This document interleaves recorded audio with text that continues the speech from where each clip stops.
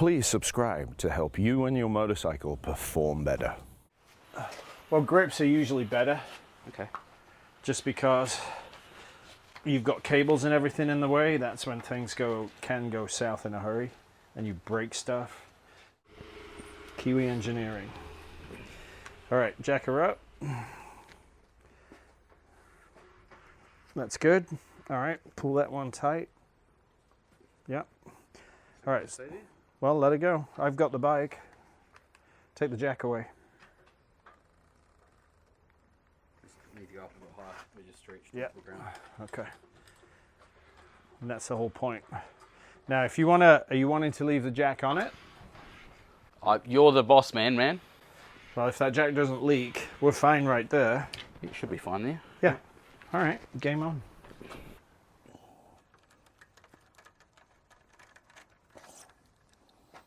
Loosen the upper triple clamps. Loosen the fork caps so we don't get that wrong.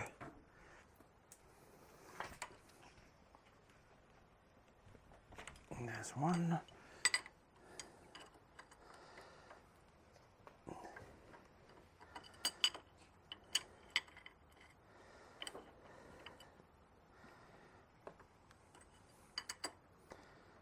Okay, that's loose enough.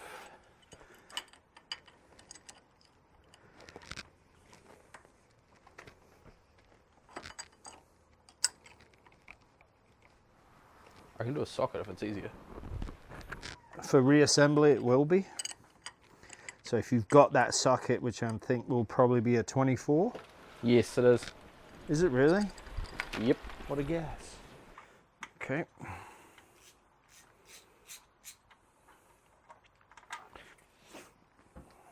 All right, trade.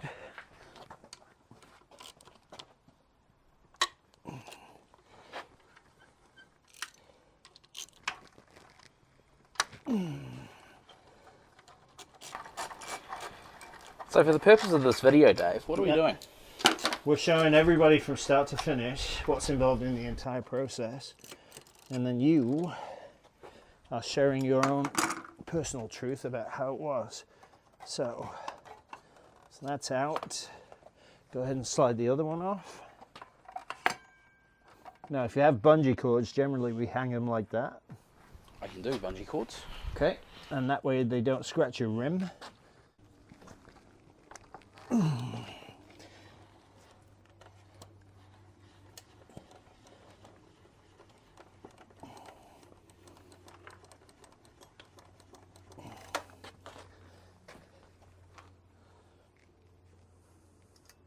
Yep, perfect.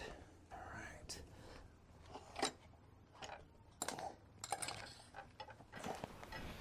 I feel like I should have got brake pads while I was at it. Do you need them? I don't know, I haven't even looked. Nope. Sure could use a shitty toothbrush out of the bathroom though.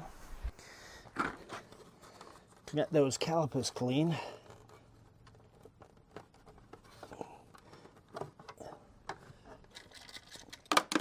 Okay.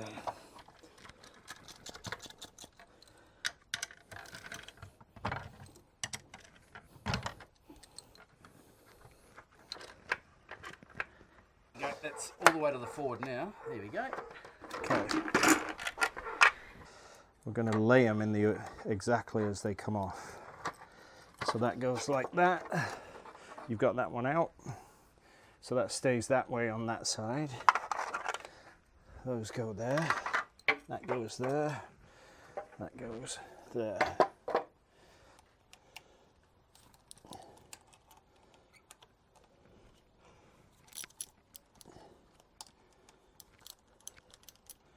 I should turn and remove.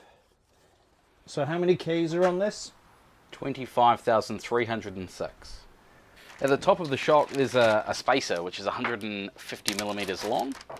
And in here we've got a range of replacement spacers, 145 millimeters, 140 millimeters, and 135 millimeters. You put them against it and then you can see the difference. So at that point, we've got 3 different spaces, 3 different lengths trimmed. So we're going to start with the longest one first, but first we've got to get the spring out. So there's a spacer, so you've got cap, spacer, washer, yep, and spring. I just noticed there's actually a bit of smuts inside them. What can I clean that with? Degreaser or? You can clean, if there's debris in there, you can go ahead and wipe it out with blow it out with WD-40 or anything like that. So we're doing the longest ones first, right? Those look like match sets here and here, so you want to clean that one as well. So the point here is that this is test only. These are very heavy metal compared to extremely thin metal. So $40 gave us 3 spacers, all different lengths to test. Once the forks are on the bike, you screw the cap off, put the new spacer in, put it back together. So it's fast, it's quick, it's really easy to do. And then Ray can go ahead and test each spacer and see which one works for him very quickly, very simply. So this is the old oil with 20,000 kilometers on it. It is shiny red. It's supposed to be vibrant pinky red. And as I pour it out, you'll see a dark trail come into the middle of it.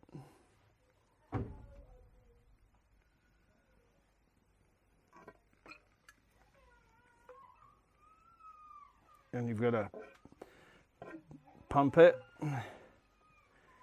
until it's all out.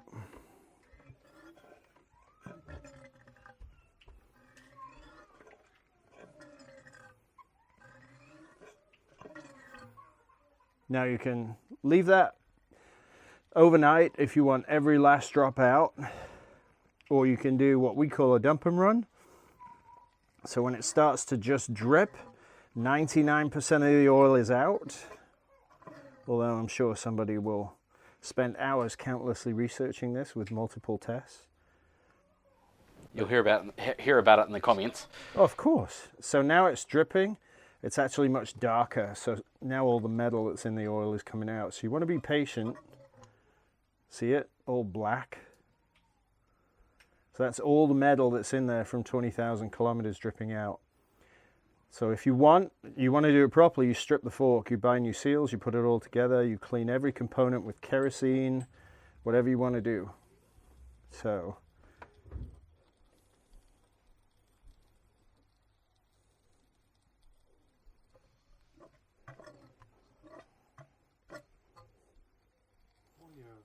oh, trust me, this is tidy. This is not bad compared to mine. I've had to walk through garages where there's only room between boxes.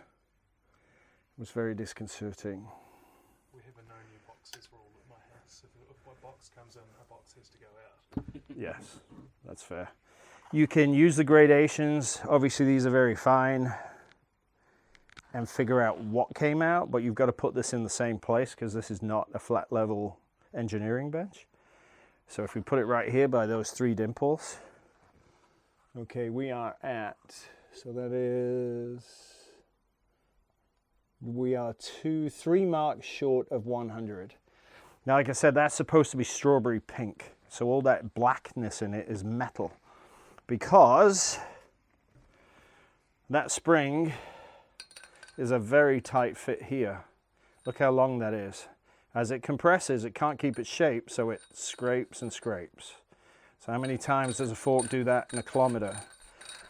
Times 20,000 kilometers. So, change your oil regularly. On this type of fork, 3,000 to 5,000 is probably all you're going to get out of the oil, because you have no assistance from any adjusters. Right, so we know what we've got. 3 short of 100. 400, sorry. And there's its true blackness. Disgusting. Versus what it should look like. Beautiful strawberry red pink thing color. Now for all those perfectionists, please go ahead now and close your eyes. Run away, go hide in a corner, because I got most of it out and all the heavy metals out because there's nothing in the bottom that's grey.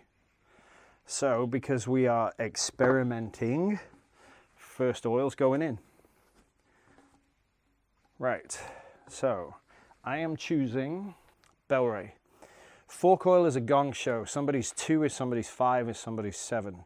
For those that are intellectually challenged with that statement, please go prove it by Googling a fork oil viscosity chart and astounding yourself with the gong show that is fork oil. Engine oil the same all over the world, no problem at all. Gear oil the same, but fork oil, just like motorcycles, kind of went wrong. Bel-Ray's thicker generally. So I wanted to find this today because their oil will offer quite a bit more damping. That looks good enough. Okay, there's our mark there, 3 short. Now it'll be a different color. Bel-Ray is generally green, so we want to be 3 short.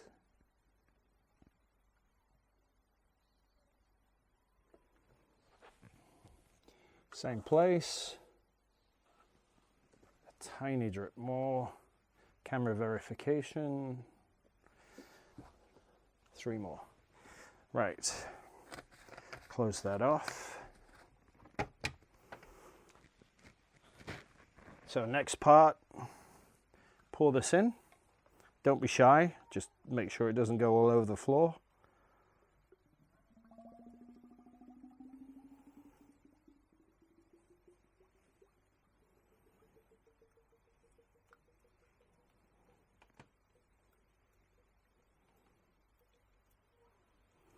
Okay, that's done.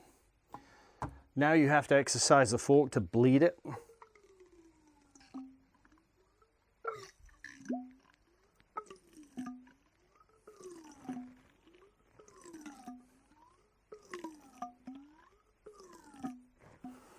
Okay, then we go spring.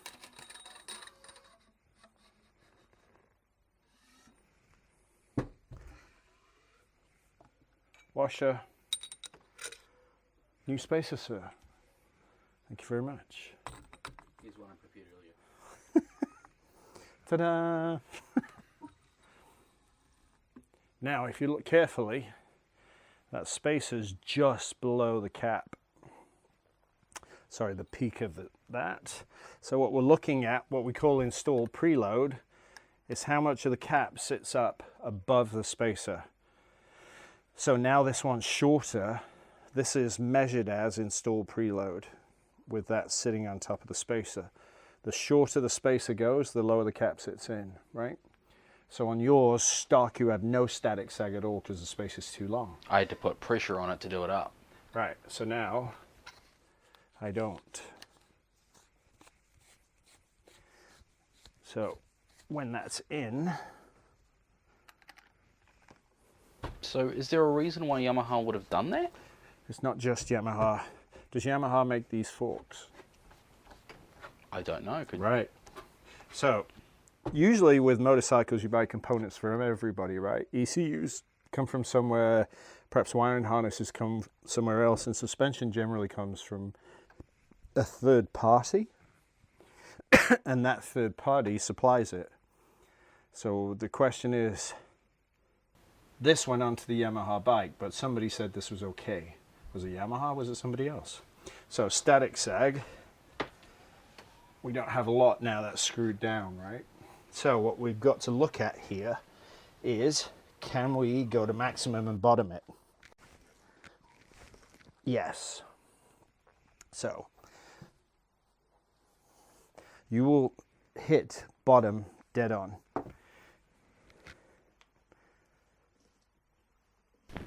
Not far off. So exercising the fork will show you how much travel you'll get out of it. So do you have a cable tie? I do. Right. So we will get and trim a cable tie to this. That will give us bottom out, which I could have done the lazy way. because we need to know where your bottom is, right, and mark it, as that was one of the things you learned at Shiny Side Up. So there's the cable tie, and that's bottom. So now technically that measurement should correspond to your maximum travel, correct? Correct. Right, so validate. Is that inches or millimeters? It should be millimeters. Millimeters, yes.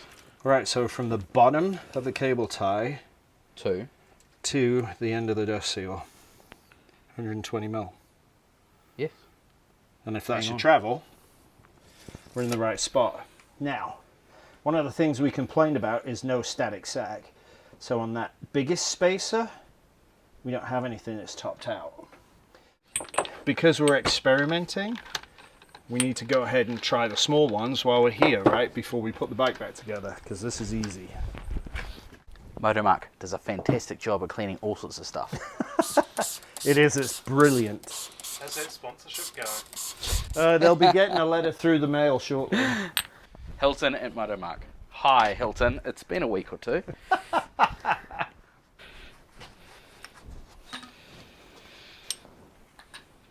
Okay, see how much lower that sits? So the spacers that were factory in the bike had a wall thickness of 0.7 mil, an overall diameter of 34 mil, and they were 150 mil high. So we've gone from the factory 150 mil to 145 mil to 135 mil now. Right. The next part that's really important is, because we have no adjuster, we're going to bottom at will like that, with very little energy that I'm putting in it compared to a motorcycle weighing X number of kilograms braking.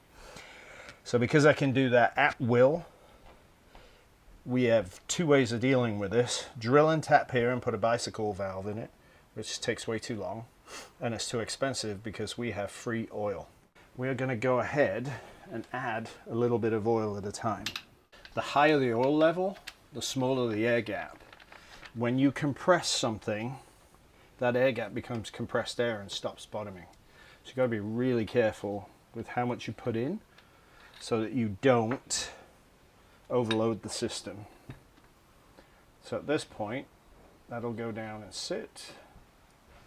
So we want to go back here, but we need to use a large volume so we can see it. Put it in the same place. So we'll take straight up to the 200 mark, right? And I'm going to go 3 of those lines at a time. So we have to do this very slowly and very carefully. But when we know how much we've put in and it works, the next volume is straight to that level. We were 3 short, so if we put 3 in and we get 4 veins here for it to just kiss bottom, then we know it's up to the 0 on the next one. So, quick, dirty, simple engineering, so to speak. But when your time is of essence and you're going through an experimentation phase, that's 3. Getting it done like this is quick, simple, and easy, and you only need to do 1 fork, 1 time. Because when your volume's finished after that, you're all good. Right. So the theory here is that air compresses easier than oil. Yes. So you're losing the air. The air's captive, can't come out, can't come out. So as that oil ramps up and squeezes into this chamber, the air offers more resistance because it is being compressed by the oil. So you're on the money, but it doesn't escape. So we need a black pen. 120 mil is to the bottom, right? The zip tie goes to, and because they're telescopic, we're going to mark the top. Take that away. That's our maximum. Okay, so that can sit there. Now, with more oil in it, it may or may not make a difference. So we put 3 lines in. No difference. Right, let's go 3 more. So, like I said, this is tedious, but you get to find the oil volume you need. Now, obviously, as this is your commuter, we don't want to make this as stiff as a brick. right? So if we put 3 more in and I can feel it compress, I don't need to go any further, because I don't want your commute ride for this to require massive amounts of force to compress it. That said, you did check out the hill that I go over every day. Yes. But it's a pain in the proverbial to keep taking your forks off. Okay, 1, 2, 3, 4, 6 on the money. Okay, go backwards, click, go forwards. So there's no resistance there at all to bottom.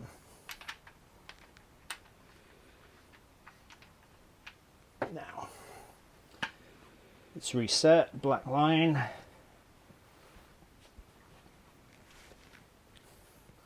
Now if I smash it, it'll go. Mm-hmm.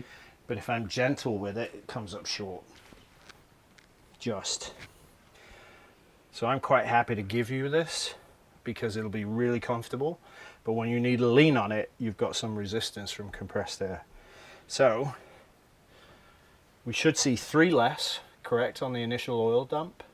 We need to go +6, and then each fork will be identical. Right. Okay. Now look across to the other leg, because there's geometry here.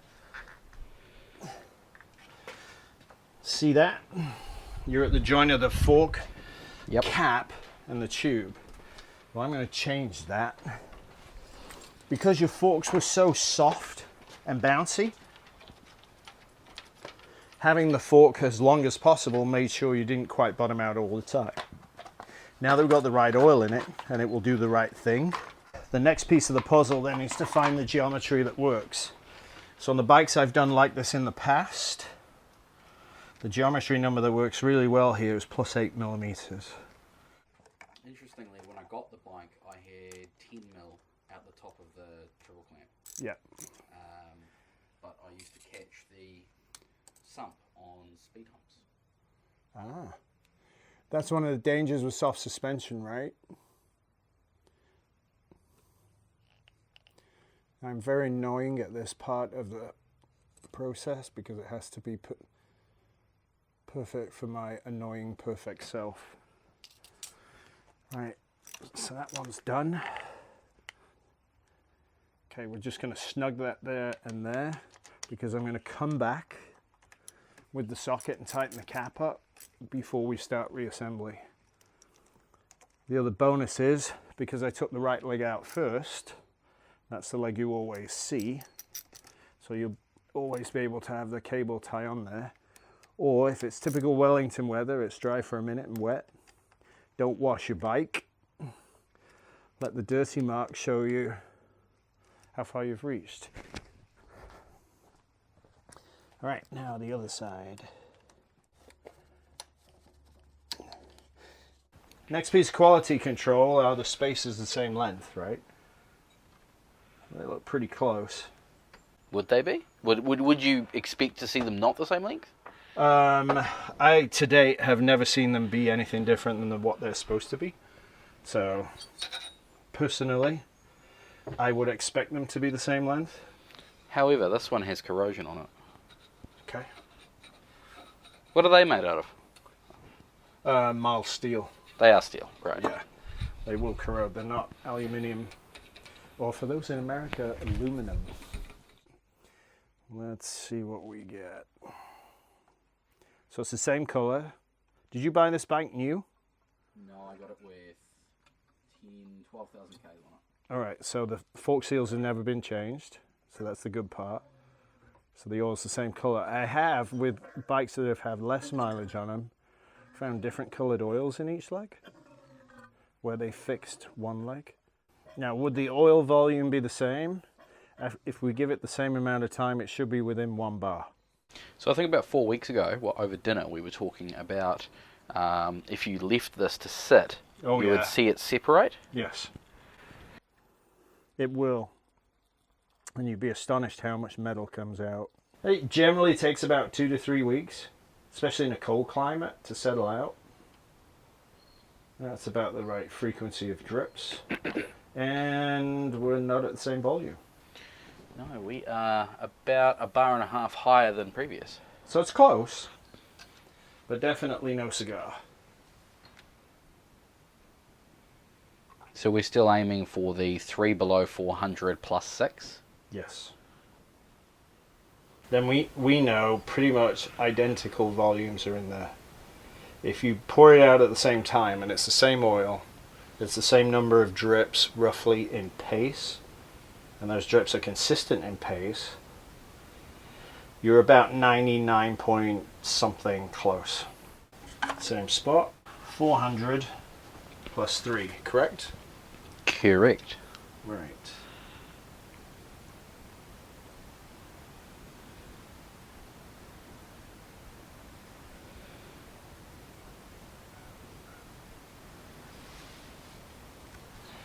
Is that close enough for you, sir? By Jove, I think he's done it before. You know, I'm just gonna, because I can, be that annoying perfectionist. Nope, because the air bubbles are just below the line. 1, 2.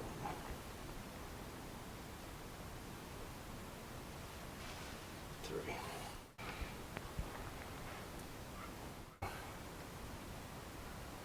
Okay. So, spring.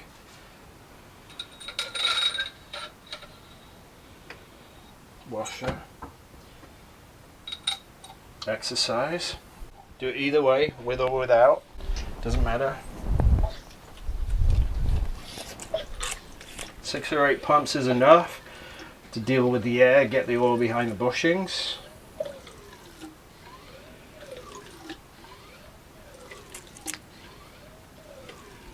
Okay, spacer in. 135 mil. Precisely. Backwards. Click. Exercise again. Down. Bottom. So that should measure 120. Just shy. Shame on me. That will. And there it is. 120. I was being a slacker, apparently. Right, fork number 2. There.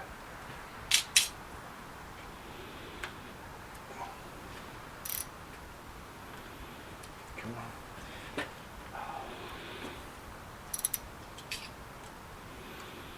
Yep, on the money. Okay.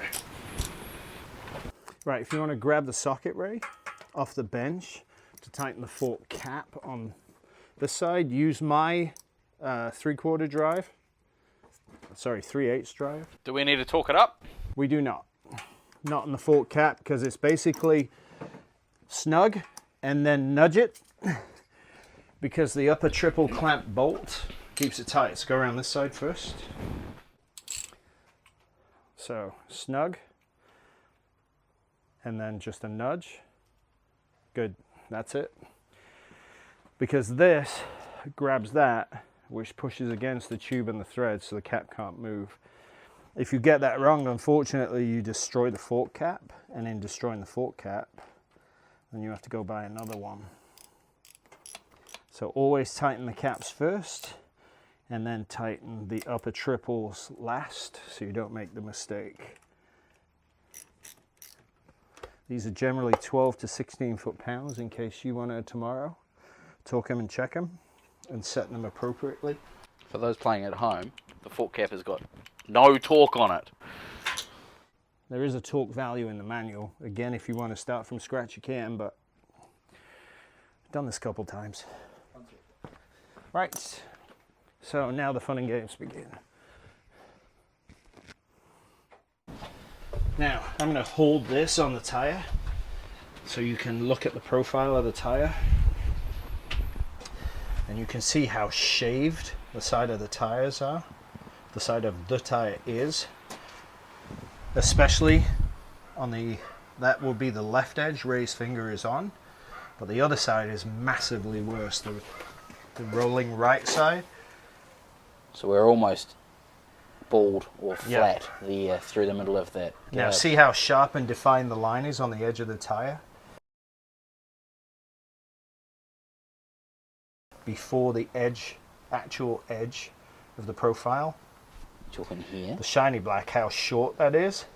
But how, if you run your finger over that into the grey, you can feel it. There's quite a ledge right there. Yeah. So as you're bouncing down the road, now run your finger down the circumference of the tire, right down the middle, your whole hand, and you'll feel it's lumpy. Yeah. You can see it. So because rebound is out of control, it just beats the living daylights out of the tire. So that's why on these forks you have to change it sometimes at 3,000 to 6,000 Ks.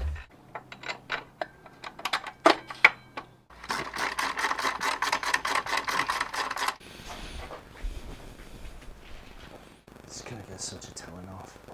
Look at that. What have I done? Your toothbrush that should have been retired months ago, use it on those. Clean them up, please. Front wheel axle, Yes, sir. thread size M16, torque 65 Newton meters. All right, so for all those that are torque hungry, 65 Newton meters. that looks better. Are they legally required? Are they legally required? Yes, they are. No, but, So they're staying on. Carry on with the talking, by the way. talking. I'm talking. That looks much better.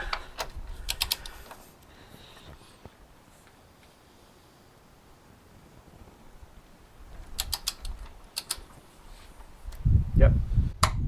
Oh, you were right there. Okay. I'm going to be interested to see the comments on people moaning about how lovely and safe this suspension arrangement is.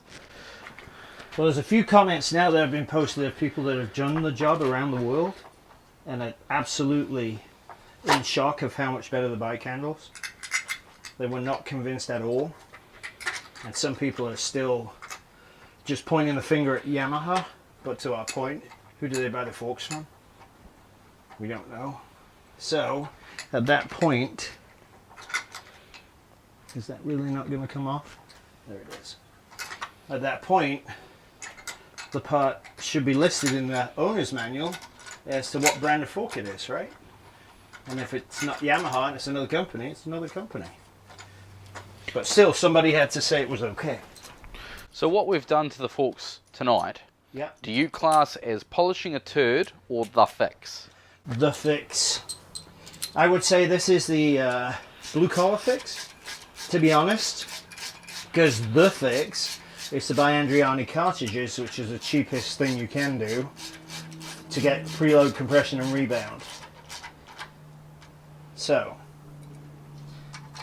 this is my fix for somebody that's on a budget, uses this as a commuter, can't afford $1,200 for a set of cartridges, and at 40 bucks, that's a lot of oil. It's also good therapy and work time on your bike to keep it maintained properly, because the brakes are off. You may as well clean the calipers with a toothbrush once the pads and the spring and pin are out. So it's a good reason to stay on top of your maintenance as well. And then if you would look up what the brake bolt tension is as well on the torque, we'll go ahead and check that. Front brake caliper bolts, Yes. 40 Newton meters. Okay. Oh, yes. It's either too tight or bang on. Well, loosen it then. Does that victory dance go?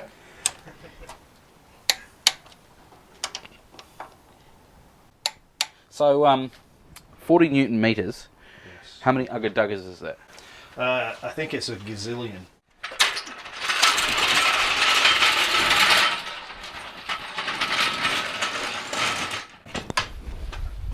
So what we've got to do is keep bouncing the front end so the free leg, this leg, can pivot and center.